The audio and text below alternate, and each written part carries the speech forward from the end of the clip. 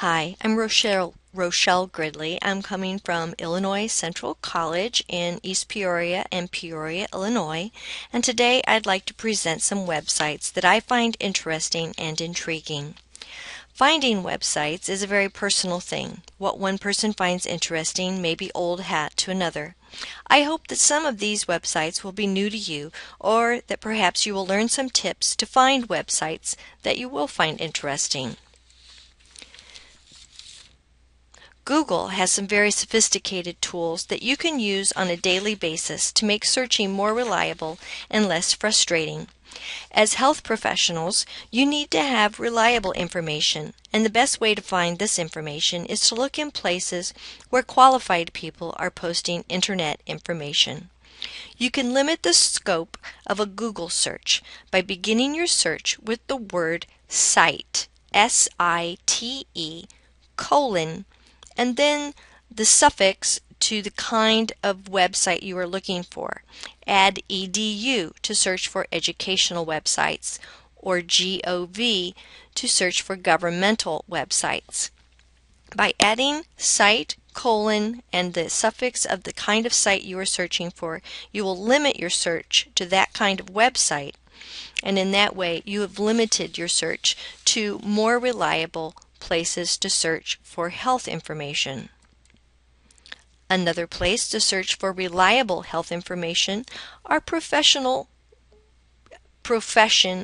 websites, such as a website for occupational therapists, or a website that is only for a nursing association, for the professional organization that has its purpose in improving and maintaining the reputation of that profession.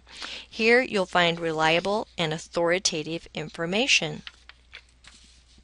Another place to find reliable information is on the blogs of your industry's leaders.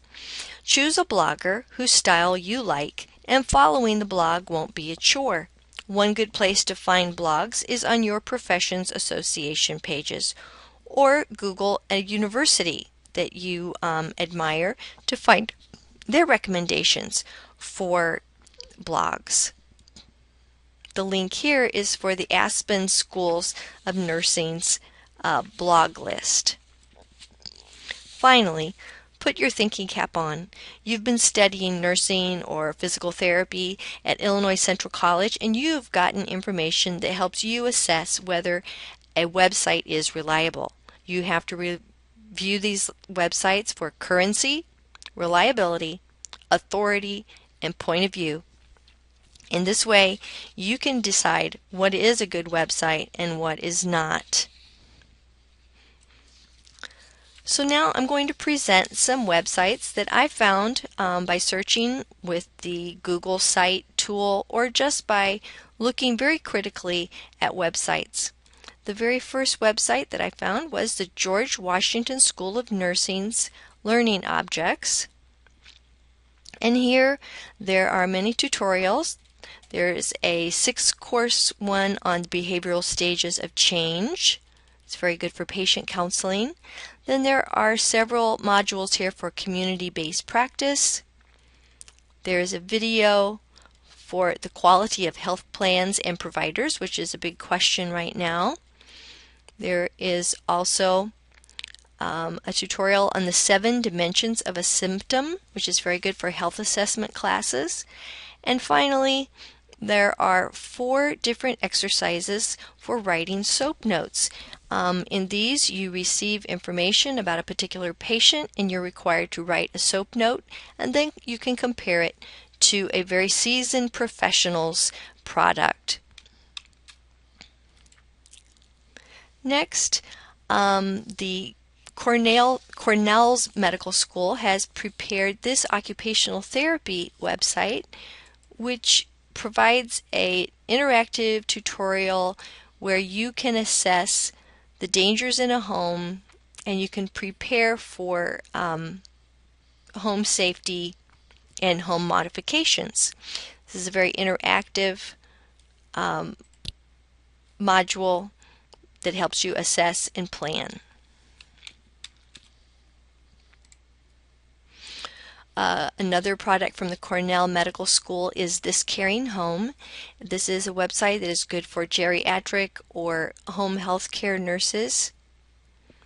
It has many videos and tips for working with these patients at home or in a assisted living facility. This also has some information on home modification. Another website that is important is AbleData. This is an especially good website because it is advertisement free. It is just a fact-based presentation of different assistive devices that are available, and it is a very comprehensive list of assistive devices. Studying anatomy is an important part of any health careers study. Here we have the Get Body Smart. It's an online human anatomy and physiology textbook. Here you can examine muscles and bones and the nervous system in great detail and get a lot of explanation of different things that you might want to know about these anatomical questions. Speaking Spanish is very important nowadays because of the growth in the Spanish-speaking population in the United States, and you can prepare yourself for work in the medical field. If you already have a background in Spanish, you can improve your medical Spanish by studying this website that is made by a Spanish-speaking doctor. It has many dialogues that you can practice so that you are very fluent in speaking with Spanish-speaking patients. And it also will improve your marketability in the employment setting if you exercise your ability to speak Spanish. This dictionary of abbreviations from MetaLexicon is great because unlike other abbreviation dictionaries, in this one you can have an abbreviation and then search for what it means, or you can have a word for which you want to know and recognize the abbreviation. You can just put the word in and find out what the abbreviation is for that word. So it's a reverse directory for medical abbreviations. Here is a website that is just for surgical assistants. This website has videos. It has a blog for surgical assistants. It has a photo gallery and has a job board to help you look for jobs in your field. Here is a page of links that are to skill building websites.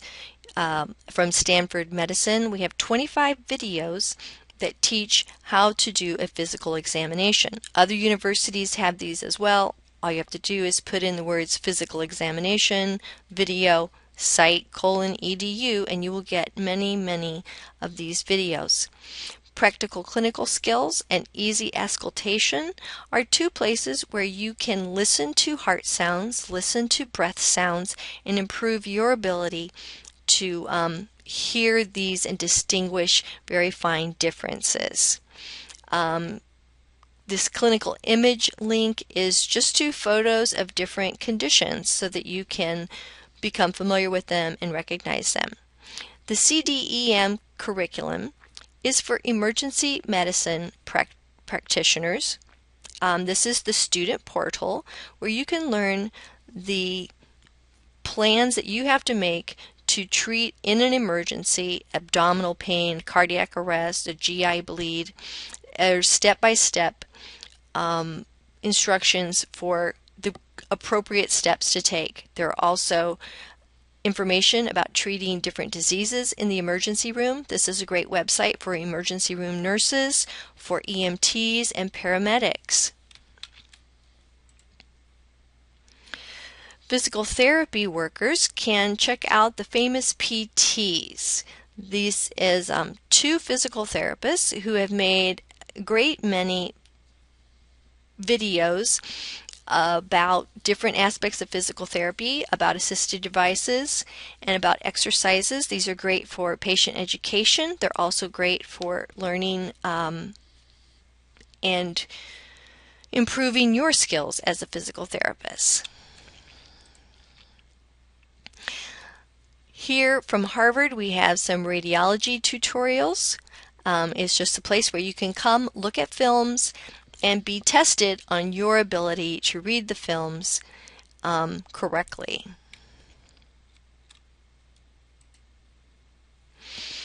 Here is a website about children's health. It's a patient education website. It will help you inform patients and parents about the diseases and conditions that are affecting their lives. It also gives tips about nutrition and diet. It can be very helpful for school nurses, for public health nurses in working with parents and children. Finally, the National Library of Medicine has produced a great many tutorials and different pages about drug supplements, about diseases and conditions, about different tests that are given, surgeries and treatment procedures. These are all great patient education materials that can help you inform patients and make them familiar and comfortable with the information they are hearing at the doctor's office. Now finally, I've added for fun 3 different medical trivia websites, or some of these are just general trivia websites, but I've linked to the medical pages. And these are just fun places to explore and to practice your medical terminology. Now I hope that you have learned some helpful hints here and that you'll be able to use the Google search tips that I have given you, and that you will check out your association's profession's website as well as some industry leaders' blogs. And always remember to use the CRAP test when evaluating anything online. Thank you. This is Illinois Central College, the Library of Medicine and Health Sciences here in Peoria, Illinois. My name is Rochelle Gridley.